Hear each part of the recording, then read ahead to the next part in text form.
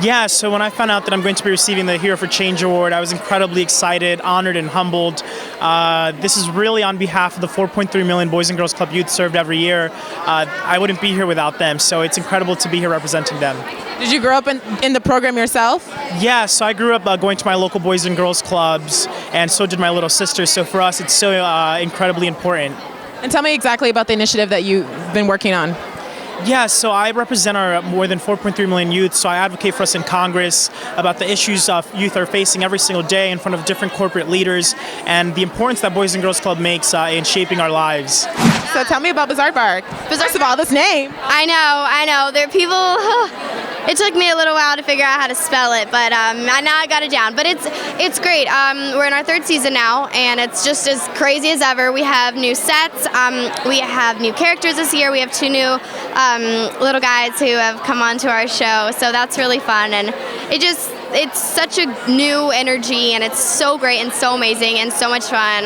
We have a ping pong table now. In between takes, we just do intense ping pong matches.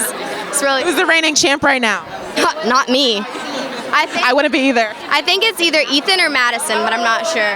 What can the fans look forward to in this season? Everything. Well, we changed locations. I can't exactly say where, but I don't know if I'm allowed to say. But so it's just the same storyline, but we are just having a lot more adventures, different types of adventures because of where we are now. Kids table, we got candy like a giant gingerbread school, and we got Santa swinging nunchucks. But sure, your table is cool. Kids table, no place to be. Kids table, don't you agree? Kids table, no place to be. Kids table, giant TV. What's up? I know. Oh, yeah. He was admiring the suit. Let's get a spin. Pose. Okay. What is the backstory with this suit? It's amazing. Best dressed kid on the carpet. Thank you so much. No, this suit comes from Mr. Turk.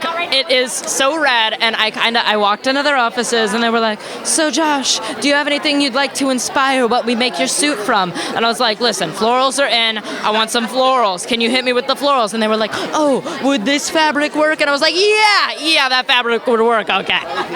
What are you working on now? Right now, I am working on my show, Andy Mack, where I am so proud to not only be a part of this awesome Disney family and get to be with this amazing cast, but I also am super proud to be able to play the first openly gay character on Disney Channel, which is pretty wild. That is very progressive. Shout out to that. What is that like? Have people reached out to you with like, wow, you inspire me, you've helped me come out, or what's been it like? It's happened a couple of times, but it just happened yesterday in my Instagram DMs. Somebody sent me a message, and I read a lot of my DMs, and somebody sent me a message that was like, you and your character gave me the courage to come out to my parents. Like, whoa, how I just get to do my job, and I love to get to do my job. But there are real people out there in the real world being impacted in a real way by the work that I'm doing. It's surreal. That is insane. And how has there been pushback with you playing the first openly gay character on Disney? You know, the only pushback that I can think is that we got banned in Kenya. But did you hear that in Kenya? The week that we got banned in Kenya was one of the week of like our second or third highest episode ever. So I don't think that getting banned in Kenya took us down too much. So I'm feeling pretty okay about it. There's been hate, but there has been so much love, and there has been an outpouring of support from so many different directions, and it's been amazing. Well, you know what? I did actually watch That's So Raven with my brothers. I have 4 older brothers who are in the age range to have watched That's So Raven when it debuted. So I did watch That's So Raven. I had an appreciation before I got an audition. And so working with Raven, I always feel nostalgic a little bit, but also because I know her so well, I kind of see her outside of this iconic person, and I see her as my aunt. Like, she's my family, you know? And she can attest for this. We love each other. I love my entire cast, and we've been through so many things emotionally together, so it's always a good time, yeah. And what is something that people don't know about Raven that you think is important for people to know?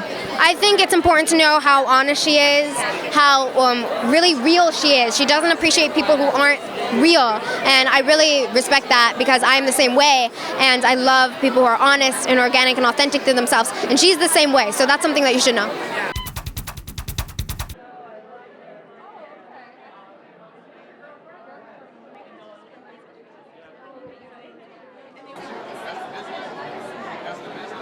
Take a bunch.